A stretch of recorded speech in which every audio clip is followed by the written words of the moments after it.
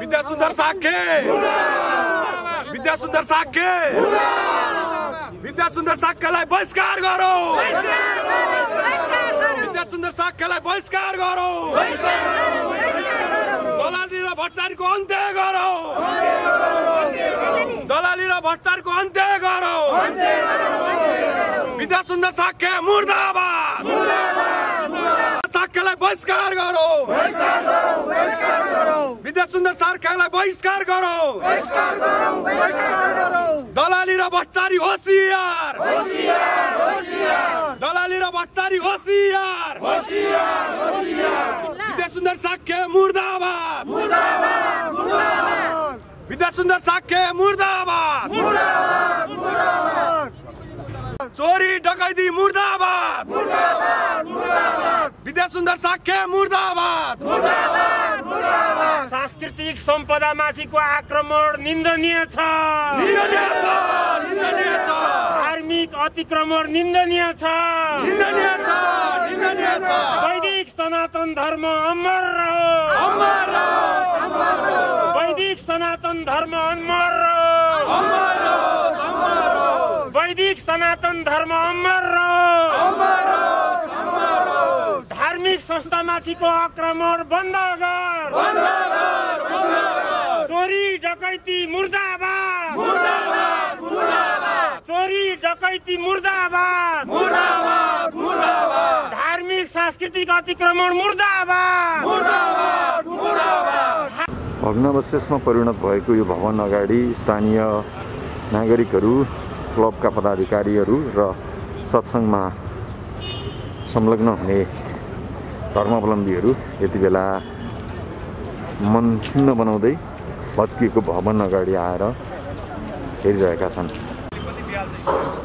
यो बच्चाहरूको भविष्यमाथि खेलबाड गर्ने विद्यासुन्दर साक्यले यहीको जनताले चाहिँ भोट हालेर जिताएर पठाएको यहीँको जनताको लागि केही गर्ला भनेको यही हो। यसले गरेको लखड्नुपर्छ। देशमा यस्ता दलालहरू रहेसम्म हाम्रो यो हिन्दू मौलिकता पनि नरहने भन्ने चाहिँ हामीले आशा गरिरहेका छौँ। अब यो चाहिँ दुई तले थियो सायद भवन, यो भत्किएको छ।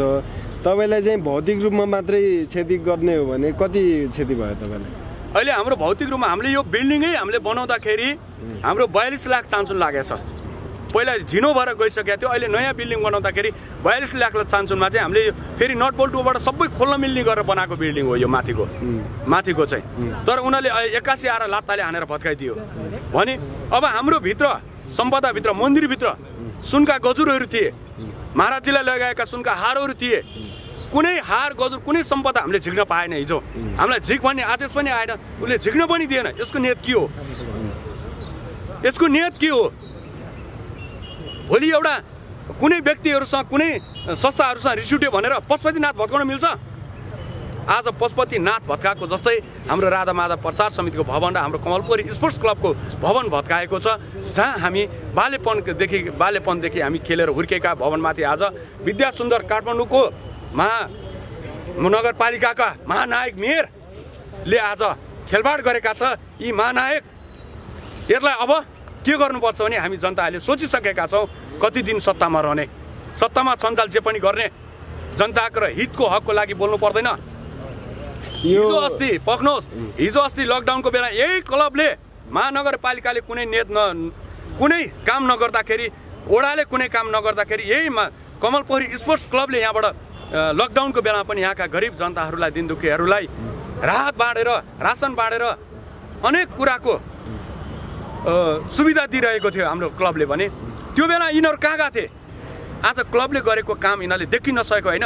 यिनीहरूले त यो सेवामूलक जसले गरिरहेछ त्यो सङ्घ संस्थालाई त यिनीहरूले देखिसक्दैन। महानगरपालिकाले नै हामीलाई के गरिरहेछ भने एउटा पत्र दिएछ, यो पोखरी संरक्षण गर्नको लागि यहाँ भौतिक निर्माणसम्म गर्न पाउने अधिकार छ हामीसँग। तर आज उसले दिएको पत्रमाथि उसैले खेलबाड गरेर हामीलाई चाहिँ अन्याय र अत्याचारमा हामी परेका छौँ।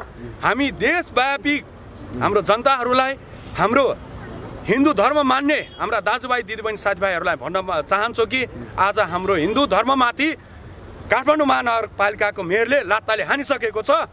यसको चुनौती चाहिँ अब मेयरले भोग्नुपर्छ। यसको लागि मेयर तयारी भएर तपाईँको चाहिँ मेयरलाई विकासको निम्ति नभएर पर्सनल रिसिभीको कारणले भत्काएको भन्ने आरोप हो। यो विकासको निम्ति नभएर पर्सनल रिसिभीले नै भत्काएको। कसको रिसिभीले त? अब यो दैव जानुन् उसको कोसँग टेन्सन हुन्छ। उसको श्रीमतीको रिसिभीले हो कि अन्य उसको कार्यकर्ताको रिसिभीले हो कि अन्य कुनै माननीयको रिसिभीले हो कि उसको कोसँग रिसिभी चाहिने नचाहिने काम गर्दै हुन्छ उसको रिसिभी हुँदैन, अनेक थरी हुन्छ। तर त्यो रिसिभी ल्याएर हाम्रो धर्ममाथि हाम्रो क्लबमाथि ल्याएर पोख्ने। श्रीमतीको रिसिभीले कार्यकर्ताको रिसिभीले तपाईँको यो भत्काउने कुरा त नहोला नि कि? त नभए हामीले त केही गरेको छैन नि त उसलाई। उसको हरेक काम हामीले साथ दिएको छ नि त। हामीलाई रिसिभी पोख्नुपर्ने कारण के हो? ल भन्नु, गोरुले हान्यो भनेर गाई गएर कुट्ने यस्ता चुतेहरू भएसम्म देश विकास हुन्छ कहिले? गोरुलाई हान्यो भनेर गोरुले हान्न जान्छ, गाईलाई गएर पिटेर हुन्छ? उसलाई कति गोरुले हान्न गयो होला। तर हामी त गाई बनेर बसेका थियौँ नि कमल पौरी स्पोर्ट्स क्लबमा। त विकासको लागि हामीले सदैव साथ र सहयोग गर्छु भनेर बसेका थियौँ नि त। अब त्यसो भए जुन यो तपाईँको यति धेरै क्षति भयो, भौतिक मानसिक रूपमा विद्यार्थीहरूलाई पनि असर पर्यो, यहाँ भएको धार्मिक कुरालाई पनि असर पर्यो। अब यसको लागि चाहिँ महानगरपालिकाले क्षतिपूर्ति अथवा ठाउँ बनाइदिने अथवा फेरि यस्तै बिल्डिङ कतै बनाइदिने यसकै वरिपरि त्यस्तो केही भनेको? त्यस्तो नियत भाव त यो गर्दै गर्दैन नि। उसको त्यो नियतै छैन नि। उसले त जसरी हुन्छ यहाँको चाहिँ यो सम्पदालाई हटाउने, यो भत्काउने र यहाँ कमल पौरी यहाँ समाजसेवी भनेर बसेकाहरूलाई लखेड्ने उसको दाउपेच हो यो। उनीहरूले आफ्नो उसमा उनीहरू सफल भए आज, तर यसको ठुलो क्षति भोग्नुपर्छ। हाम्रो वकिल साहब पनि आउनु भएको छ। अब हामी उसलाई मुद्दा पनि हाल्छौँ र हाम्रो धर्मप्रतिको आस्था रहेको राधा माधव प्रसाद समितिको महासचिव पनि यहाँ हुनुहुन्छ, कमल प्रसाद मिश्र। त्यसै गरी हाम्रो अन्य अभियन्ताहरू पनि यहाँ हुनुहुन्छ। हाम्रो इन्द्र सर पनि यहाँ आइपुग्नु भएको छ। उहाँलाई पनि केही कुराहरू हजुरले राखिदिनुहोस्, हाम्रो सरलाई पनि राखिदिनुहोस्। यो एउटा भनाइ छ, कुनै देशलाई सक्न पर्यो भने पहिला त्यसको संस्कृति ध्वस्त पार्नुपर्छ। अनि संस्कृति ध्वस्त पारिसकेपछि त्यो देशको राजनीतिक, आर्थिक, सामाजिक सबै कुरालाई ध्वस्त पार्न सहिलो हुन्छ र देशको सीमै सक्नलाई सहिलो हुन्छ भन्ने पुरानो मान्यता छ। अहिले यो भवन भत्काइएको परिस्थिति हेर्दाखेरि र यहाँ स्थानीय व्यक्तिहरू र यो क्लबसँग धार्मिक आस्थासँग जोडिएका व्यक्तिहरूले दिनुभएको जानकारी अनुसार साँच्चीकै यो सरकार चाहिँ आफू सरकार होइन, सरकार चाहिँ आतङ्ककारीको रूपमा चाहिँ उठेको छ। यहाँ कम्तीमा पनि सामान्य अवस्थामा एउटा नागरिकको घरमा तपाईँको चाहिँ लिलामी गर्न जाँदा या चलन जाँदा अपनाउनु पर्ने कानुनी प्रक्रिया पनि यहाँ अपनाएको देखिएन। यो सार्वजनिक सम्पत्ति हो र यो सरकारको सुरुदेखिको स्थिति के छ भने सङ्घ संस्था, मान्यता, भ्यालु, लोकतन्त्र, संविधान यी सबै कुरा मास्दै गएको अवस्थामा यो पनि त्यही चपेटामा पर्यो। तर पर्यो भनेर त्यसले सुख पाउने अवस्था होइन। मेयरज्यूले उहाँले आफूले बुझ्नुपर्ने थियो एउटा सङ्घ संस्था, एउटा क्लब, एउटा धार्मिक आस्था, एउटा टोलको तपाईँको चाहिँ एउटा स्थान, यी सबै कुरा भनेको नगरपालिकाले म्यानेज गरिदिने चिज हो। नगरपालिकाले आफूले व्यवस्थित गरिदिनुपर्ने चिजहरू हुन्, आफूले व्यवस्थित गर्ने सङ्घ संस्थाहरू हुन्। त्यसका बावजुद तपाईँको नगरपालिकाले गुन्डागर्दी शैलीमा यसरी भत्काइसकेपछि उहाँहरूको विरुद्धमा कानुनी पाटो के रहन्छ होइन? उहाँले एउटा सङ्घ संस्थालाई उहाँको घर, आफ्नो घर भत्काएको त होइन, यो उहाँको घर पनि होइन महानगरपालिकाको जिम्मा उहाँलाई हो। तर त्यसको अर्थ के होइन भने महानगरपालिकाभित्र भएका कुनै पनि संरचनाहरू चाहिँ उहाँको व्यक्तिगत प्रोपर्टी होइन, जुन उहाँले शक्ति प्रयोग गरेर भत्काउन सक्नुहोस् या त्यो अधिकार उहाँले पाउनुहोस्, त्यो उहाँलाई होइन। एउटा आम नागरिक र उहाँ बराबर हो कानुनका दृष्टिमा। त्यस कारणले गर्दा विद्या सुन्दरलाई म यहाँ के भन्न चाहन्छु भने तपाईँले गरेको काम कानुन त चाहिँ गल्ती छ, कानुन त अपराध छ। तपाईँले एउटा आस्थामाथि, एउटा सामाजिक संस्थामाथि व्यक्तिहरूको चाहिँ तपाईँको चाहिँ धार्मिक आस्था त्यसलाई तोड्ने काम गर्नुभएको छ। त्यसको परिणाम तपाईँले कानुन बमोजिम भोग्नुपर्ने एकातिर होला, अर्कोतिर तपाईँलाई आम जनताले तपाईँलाई गर्ने कारबाही, सामाजिक कारबाही पनि तपाईँले भोग्न तयार हुनुपर्छ। र यस्ता कुराहरू जसलाई हामीले चाहिँ तपाईँको एक ठाउँमा हो भनेर छोड्दै गयौँ भने या एक ठाउँमा तपाईँको यो घटना घटेको मेरो टोलमा घटेको छैन भनेर भन्दै गयौँ भने पाडो खानेले बाछो पनि खान्छ। आज पाडो खान्छ, भोलि बाछो खान्छ। आज यहाँ भत्किन्छ, भोलि तपाईँको चाहिँ पुतलछेडामा भत्किन्छ, पर्सि तपाईँको लिउरोडा भत्किन्छ, पर्सि सङ्कटामा भत्किन्छ। त्यसकारण म एउटा आह्वान पनि के गर्छु भने सामाजिक सङ्घ संस्था, धार्मिक सङ्घ संस्थाहरूसँग आबद्ध व्यक्तित्वहरूलाई यो कमल पोखरीमा परेको समस्या कपालपोखरीका नागरिकहरूका मात्र होइन र यो क्लबमा चाहिँ कमिटी भएर बसेका धार्मिक संस्थामा कमिटी भएर बसेका सञ्चालन गरेका व्यक्तिहरूको मात्र चाहिँ तपाईँको समस्या होइन, यो सारा देशको हो र यो तपाईँको चाहिँ नियत हो, यो सरकारको नियत हो, यो मेयरज्यूको नियत हो।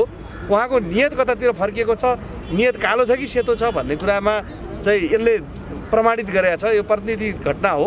त्यस कारणले गर्दा सम्पूर्ण चाहिँ न्यायप्रेमी व्यक्तित्वहरू, सामाजिक सङ्घ संस्थामा आबद्ध व्यक्तित्वहरू, धार्मिक व्यक्तित्वहरूले उहाँको यो कार्यका लागि आन्दोलनका लागि उपस्थित हुनुपर्छ र जुरुक्कै तपाईँको चाहिँ यस्ता गलत कार्यहरूलाई सच्याउनका लागि दबाब दिने गरी आन्दोलन हुन जरुरी छ।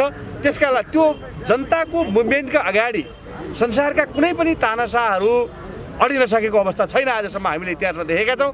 केही वर्ष तपाईँका चाहिँ मान्छेका एकाधिकार, मान्छेका तानाशाही भावनाहरू, तानाशाही कार्यहरूले स्थान पाउला, तर दीर्घकालीन रूपमा झिझिन्न जो लोकसँग लोक झिझिन्न जोसँग भन्ने छ, जसले लोकलाई पनि झिझो मान्ने बनाउँदैन र लोकसँग पनि ऊ झिझो मान्दैन या आत्तिँदैन, या लोकलाई नि अत्याउन्न आफू पनि आत्तिँदैन, त्यो टाइपको मान्छे मात्र दीर्घकालीन रूपमा टिक्ने हो।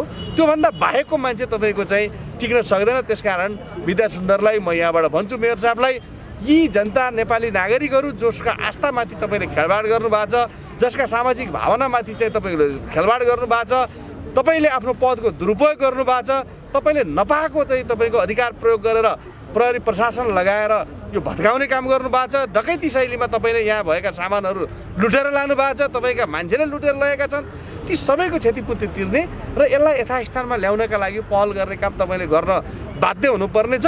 तपाईँ आन्दोलनपछि गर्नुहुन्छ, धनजनको क्षतिपछि गर्नुहुन्छ, आफ्नो साख गिराएपछि गर्नुहुन्छ, या तपाईँ त चाहिँ पहिल्यै गर्नुहुन्छ, त्यो तपाईँको रोजाइ हो।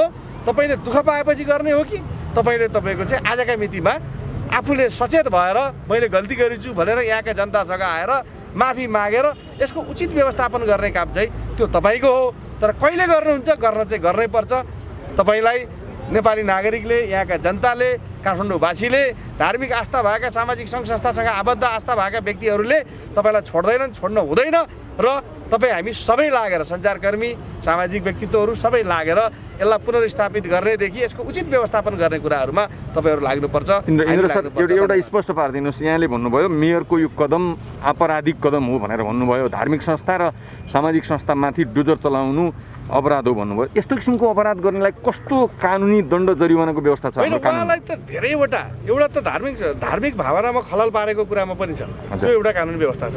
कसैको पनि धार्मिक भावनामा खलल पार्ने, खलबल्याउने भने के, खलबल्याउने भने त उनीहरू बसिरहेको ठाउँमा चाहिँ हस्तक्षेप गर्ने हो, एउटा त्यो छ। एउटा त्यहाँ तपाईँको चाहिँ भएका सामानहरू जुन उहाँहरूले भन्दै हुनुहुन्छ, ती सामानहरूको मुजुल्का पनि नउठाइकन एकाएक आक्रमण गरिएको छ। त्यसकारण उहाँको यो कार्य चाहिँ डकैती हो।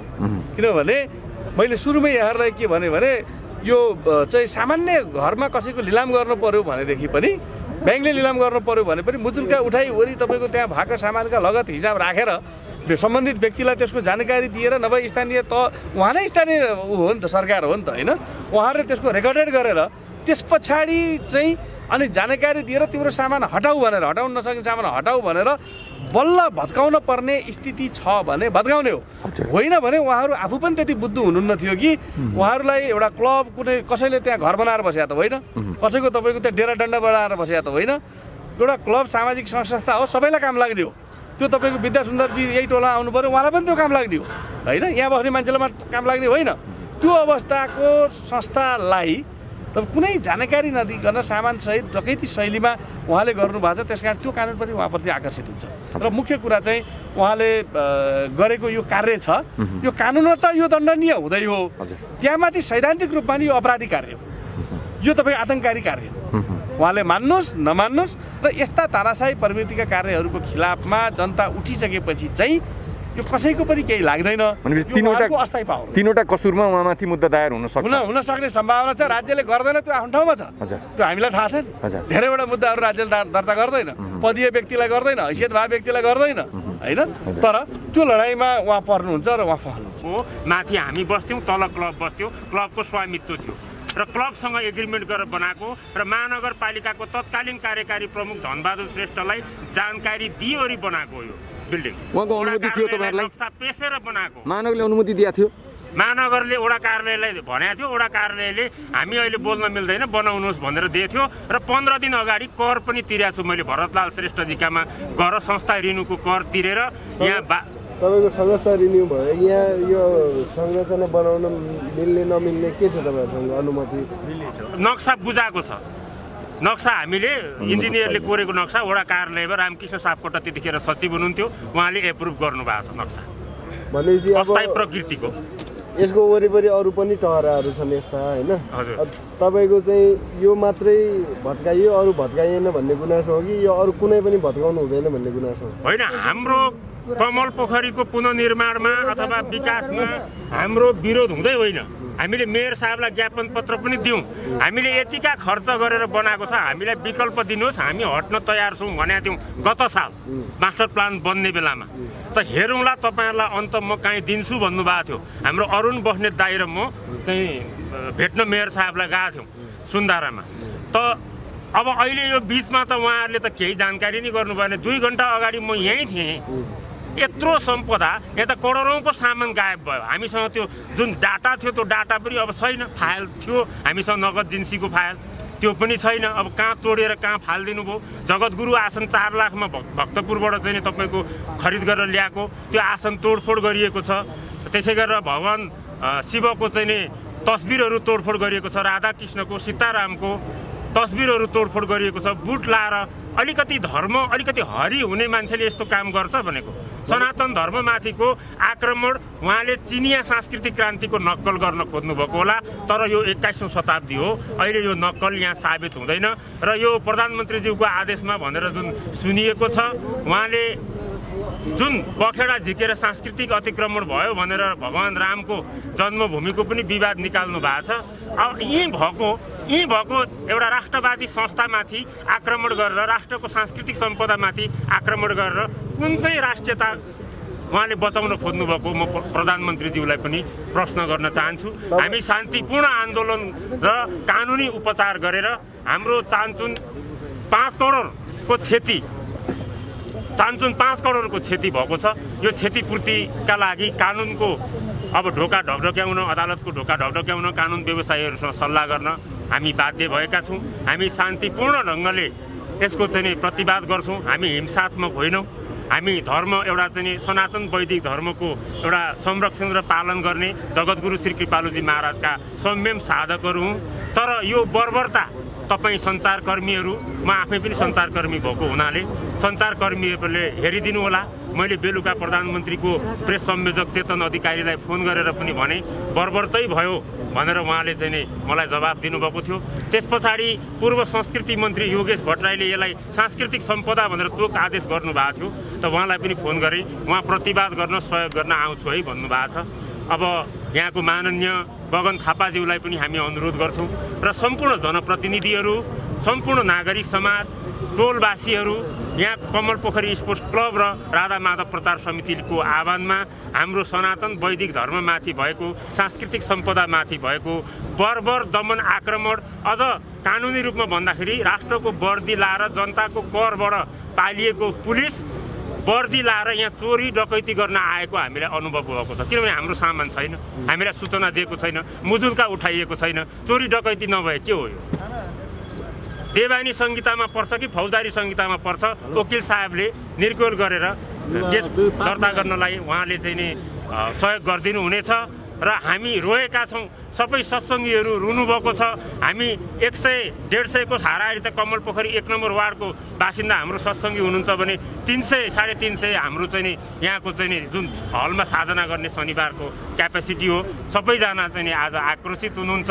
कमल पोखरी स्पोर्ट्स क्लबको आह्वानमा जे कानुनी उपचार हुन्छ हामी जोइन्टली जान्छौँ र यो जुन ताण्डव देखाइएको छ यो यस्तो खालको ताण्डव धेरै दिन टिक्दैन। फेरि पनि मेयर साहब चुनाव आउला। तपाईहरुले के गर्नुहुन्छ त? अब हामी अनसन बस्न पनि तयार छौँ भनेर आएको छौँ। अब यो चाहिँ हाम्रो अहिले मास मिटिङ हुन्छ, हामीहरू सबै बसेर अनसन चाहिँ केको लागि जाँदाखेरि होइन तपाईँहरूलाई केही छैन, नो प्रब्लम भन्दै उहाँले कुरा गर्नुभयो। तर आज आएर यो जुन निगमपूर्वक यो जुन क्रियाकलाप भएको छ यसलाई हामी घोर भर्त्सना गर्दै हामी अब केही समयपछि हामीहरू चाहिँ अनसन बस्न पनि तयार छौँ भन्ने यहाँहरूलाई जिज्ञासा राख्दै अनसन चाहिँ क्षतिपूर्तिको लागि हजुर अनसन चाहिँ क्षतिपूर्तिको लागि क्षतिपूर्ति प्लस अब के हुन्छ उहाँसँग जुन हाम्रो चाहिँ भएका थिए ती कुराहरूमा चाहिँ यदि नेगोसिएसन हुन्छ भने त्यसको लागि पनि हामी तयार छौँ। त्यति भन्दै म जय जय श्री राधे। जगतगुरु श्री कृपालुजी महाराज की जय, सूर्यनारायण भगवान की जय, समस्त धर्म की जय। मलाई के दुःख लाग्यो भन्दाखेरि हामीहरूले धेरै एकदम मेहनत गरेर यो घर बनाएको, यो बनाएको बनाउँदा हामीले धेरै दुःख गरेको छ, खाइ नखाइ गर्न। तर यता सूचना दियो हुन्थ्यो, सूचना दिएपछि हामी आफ्नो सामान निकाल्थ्यौँ।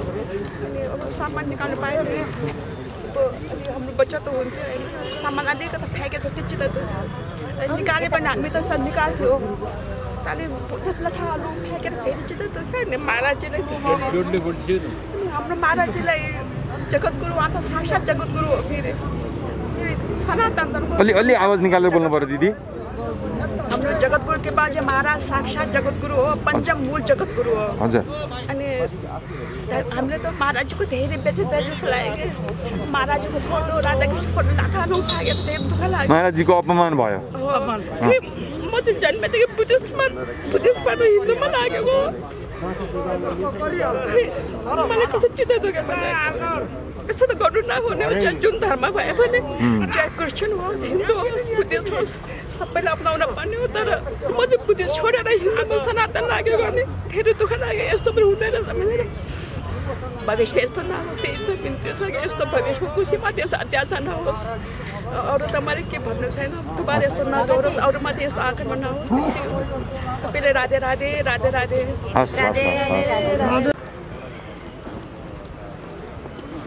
भग्नाशेषमा परिणत भएपछि कमलपोखरी स्पोर्ट्स क्लबको बिल्डिङ, राधा माधव सत्सङ्ग केन्द्रको भवन यो अवस्थामा देख्न सक्नुहुन्छ दर्शकहरू। कमलपोखरी क्लब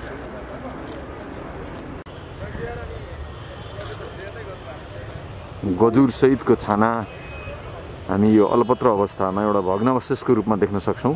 कमलपोखरी क्लबको बिल्डिङ जसको माथि राधा माधव सत्सङ्ग केन्द्र थियो। यहाँका स्थानीयहरू योग ध्यान प्रवचन र सत्सङ्गमा व्यस्त हुने गर्दथे। यो भवनमाथिको अतिक्रमणले धर्म संस्कार र परम्परामाथि नै आक्रमण भएको स्थानीयले प्रतिक्रिया दिएका छन्।